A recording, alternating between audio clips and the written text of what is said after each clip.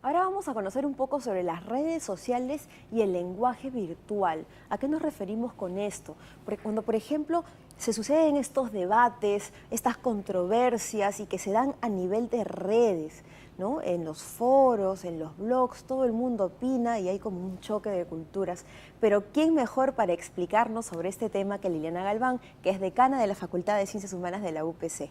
Bienvenida, Liliana, buenos días. Gracias, Cecilia. Bueno, acá contenta de hablar de este tema del lenguaje virtual. Fíjate que tú puedes hablar inglés, francés, portugués, chino, pero tienes que aprender el lenguaje virtual, es una nueva lengua. Que es el universal, digamos. El universal va a ser casi como la lengua franca, como es el inglés, ¿no? Pero ahora el lenguaje virtual implica que tú tengas cierto tacto, cierto tino para manejarte en ciertas redes y con ciertas personas. Entonces no es solamente saber hablar un idioma, traducirlo o interpretarlo, sino también tiene que ver con entender la cultura.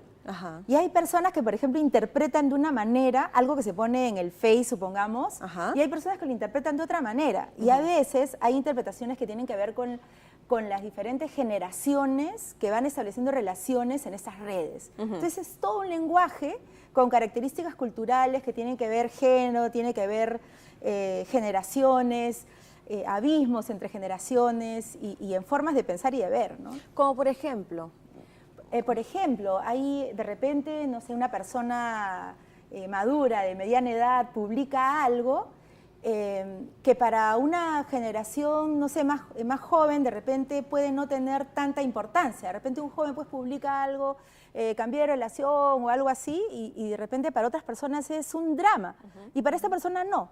Entonces tiene mucho que ver con el peso que le dan a las cosas las diferentes generaciones.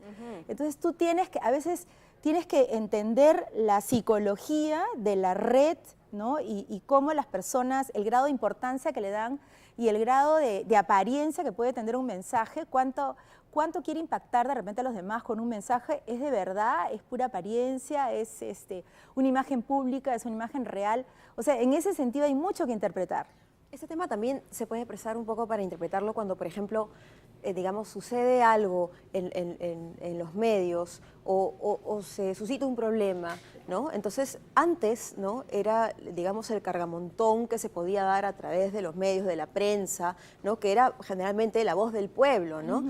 Pero hoy en día las redes sociales, ¿no? Son las que cargan y las que hacen el cargamontón y las que tienen este peso. Claro, yo creo que es muy positivo que las personas estén desarrollando su opinión, porque antes había mucha pasividad, nadie opinaba públicamente, ahora hay voz, hay voto, hay choques culturales, hay formas diferentes y eso impacta bastante en la sociedad. O sea, hay casos a nivel mundial en donde a través de las redes se ha cambiado toda una forma hasta decisiones grandes, políticas, ¿no? Sí, claro. Y ahora tú ves que, por ejemplo, hay redes en favor de detener una guerra o de tener un ataque, y cada vez hay redes en favor de una causa social también. Entonces, en ese sentido es súper beneficioso y ya hasta se puede trabajar lo que es la responsabilidad social a través de las redes. No, claro, y ahora, hoy en día, digamos, algunos medios tienen tanta importancia y tanta seriedad que muchos presidentes, por ejemplo, tienen Twitter,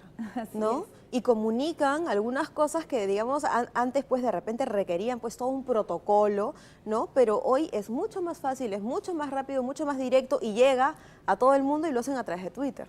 Eso es la combinación entre lo íntimo y lo privado, ¿no? Y la curiosidad de la gente de entender cuál es la vida íntima de esta persona, más aún si la misma persona lo publica, ¿no? Imagínate el impacto que puede tener. Entonces, esa curiosidad natural de la gente por enterarse lo que está pasando en la vida del otro, ¿no? O sea, la vida como un espectáculo es algo que está impactando mucho y hace que el Twitter tenga tanto éxito porque hay tanta gente que quiere seguir y saber qué es lo que estás haciendo y en dónde estás.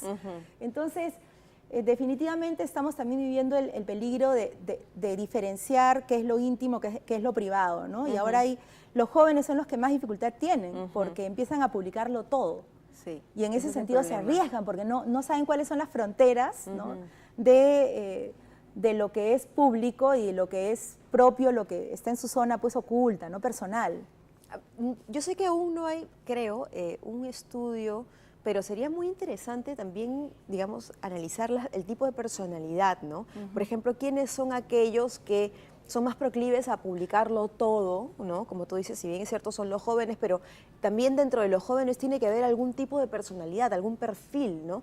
Que los induzca a estar, digamos, cada minuto, ¿no? O cada cierto tiempo publicando cada cosa que hacen, incluso tomando fotos, porque también está del otro grupo de gente que prefiere más bien ver qué es lo que está pasando y que no son tan afectos a publicar cosas de su vida, ¿no? Mira, yo creo que lo que tú dices es importantísimo y podríamos hacer un llamado a todos los psicólogos a que hagan investigaciones porque se necesita mucha información para realmente confirmar una serie de hipótesis que en ese momento hay en el aire, ¿no? ¿Y cuáles son más o menos estas hipótesis? Mira, por ejemplo, hay un estudio que se está haciendo en Noruega, que es The Bergen Scale of Addiction, Facebook Addiction, y que justamente trata de ver la adicción que hay, si es que puedes realmente dejar, por ejemplo, de mirar el Facebook de manera cotidiana. Hay como 6 puntos que ellos toman y están empezando a evaluar tu grado de adicción, ¿no? Porque esos son estudios que te ayudan a ver la dependencia, la interdependencia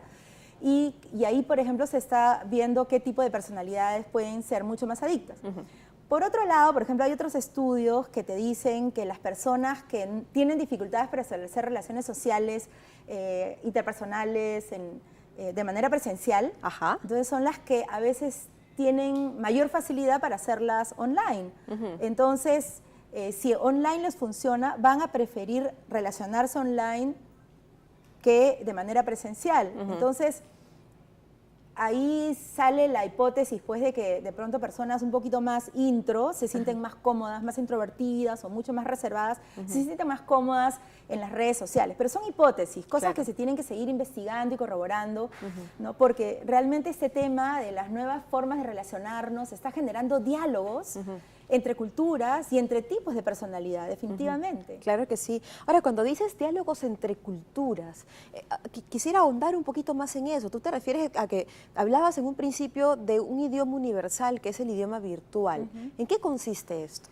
Fíjate, el lenguaje virtual, por ejemplo, yo considero que es un lenguaje que tiene que ver con, no solamente con entrar a una red, sino con tener una mente mosaico que está mirando en diferentes pantallas al mismo tiempo y puede atender simultáneamente muchos mensajes. Por eso es que las redes e internet está adecuado para que tú puedas estar entrando a un blog mientras que estás entrando a tu Twitter, estás en Facebook y tienes un Messenger.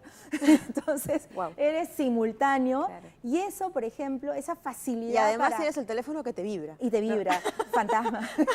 Entonces, todo eso hace que tú de repente seas otra calidad de ser, seas una persona que domina un lenguaje virtual y que es capaz de llegar a donde quiere llegar en segundos. ¿Ya? Entonces, mientras que otras personas tienen todavía dificultades y buscan intérpretes. Oye, ¿cómo llego a...? Oye, ¿me puedes explicar qué significa? ¿Por qué esta persona puso esto? ¿No? Y le cuesta y necesitan intérpretes. Por supuesto que los jóvenes son los intérpretes, ¿no? Ahora, hay mucha gente incluso no tan mayor que les cuesta, ¿no? Les cuesta un poquito. ¿Tú dirías que esto es una cuestión de afinidad por personalidad o es algo que uno de repente nace con una predisposición para interrelacionarse mejor con los aparatos tecnológicos? ¿A qué se debe? Ya, pues, lo que pasa es que ya la gente de nuestra generación ya nos llaman los inmigrantes digitales, ¿no? Y los nativos que nacieron con el Messenger, ¿no? Entonces, las personas mayores hasta los más o menos 20 años son los nativos, de 20 a 30 son los híbridos digitales, y de 30 para arriba, ya no te digo más, somos los inmigrantes digitales. Y no necesariamente todos inmigramos, nos quedamos afuera a veces en una resistencia, ¿no? A ver, pero momento, dentro de los nativos digitales, ¿todos necesariamente tienen esta facilidad para interrelacionarse con un aparato, definitivamente con la tecnología? ¿Todos? Es una conexión, o sea, lo que pasa es que cerebralmente están desarrollando nuevas conexiones neuronales, entonces eso es algo cotidiano. Claro, si tienes todos estos instrumentos tecnológicos alrededor, si tu mundo es tecnológico, si no es tech, entonces vas a tener una infancia mucho más natural y no necesariamente vas a desarrollar todo eso. Te pregunto eso porque lo que sucede es que si bien es cierto, los chicos, como el nombre lo dice, nativos digitales, están naciendo a toda esta tecnología, los ojitos los abren a esta tecnología y obviamente la tienen alrededor, o por lo menos cercana. Sin embargo, pienso, presumo, una idea mía, que hay también herramientas de personalidad que hacen a la persona ser mucho más, digamos, amigable o que entiende y procese mucho más el interrelacionarse con estos equipos tecnológicos, con estos equipos, claro, que otras, ¿no? Porque, digamos, ok, en nuestra generación me incluyo, emigrantes, ¿no? Bueno, sí se observa eso, ¿no? Claro. O sea, hay gente que es muy capaz y es más, o sea, los grandes ingenieros son esta gente que está dejando, digamos, el campo a otras personas, ¿no? Ajá. O sea, los que han logrado grandes cosas, ¿no? Y tienen mucha más facilidad que otros, y hay otros que son negados y que no quieren saber nada, ¿no? Sí, definitivamente hay una predisposición, como tú dices, ¿no? Así como hay hacia los números, hacia las letras, hacia lo tech. Entonces, en ese sentido, hay jóvenes, niños que van a recibir más estímulos y los van a asimilar más rápido, pero de todas maneras estamos viviendo en un contexto tecnológico generalizado. Sí, claro. Y entonces, si no es de un modo, es del otro. Y la tendencia va hacia la velocidad, y la velocidad te da la tecnología. Entonces, es algo que se va generalizando, ¿no? Sí, sí. Pero es hora, pues, ¿no?, de pensar un poco en el bosque, en el paraíso, sí. por contraste. Era como en nuestra época, pues, ¿quién no sabía poner un disco en un tocadiscos, pues, ¿no? Por ejemplo. Claro. ¿No? Hoy en día, claro, están volviendo, ¿no? Los tornamesas están volviendo, si bien es cierto, pero digamos que eso es algo con lo que hemos crecido, sabemos, está incorporado. Está en es que es nuestro chip. así, la moda retro siempre vamos a valorar aquello que realmente ahora ya es difícil de conseguir, ¿no? Entonces todo lo que se va haciendo demasiado accesible, que se vuelve un commodity, deja de tener el valor que pueden tener estas cosas como los vinilos, ¿no? Entonces realmente ahora estamos hablando del ejecutivo tech también, aquellas personas que tienen esas habilidades para llegar a todos los medios, que tienen la facilidad para utilizar diversas herramientas, ¿no? Sí. Ahora hay nubes, hay diferentes tipos de cosas, Sí. entonces eso es un lenguaje virtual, el dominio que tú puedas tener, y el gran reto es cómo logras dialogar con aquellas personas que son más tech. Sí, pues. Y no terminamos generando una polaridad entre las personas que sí lo son y los que no lo son. Pero eso será motivo, Liliana, que nos visites otro día y ¿sabes qué? Tienes que venir con una pizarra ¿ya? Y colocando todos los términos para poder aprender todos y estar todos ya recontra tecnológicos. Ay, muchas gracias. Liliana, muchísimas gracias Encantada. a ti, muchísimas gracias. Bueno, amigos, muchísimas gracias también por habernos acompañado el día de hoy. Hemos disfrutado muchísimo este programa y hemos aprendido muchísimo también, como siempre, como todos los días, y finalmente, como lo es, pues, la razón de este programa. Escríbanos a nuestro correo, que es bienporcasa@tvperú.gov.pe, y búsquennos también en el Facebook, que ahí estamos como Bien por Casa. Gracias. ¡Chao!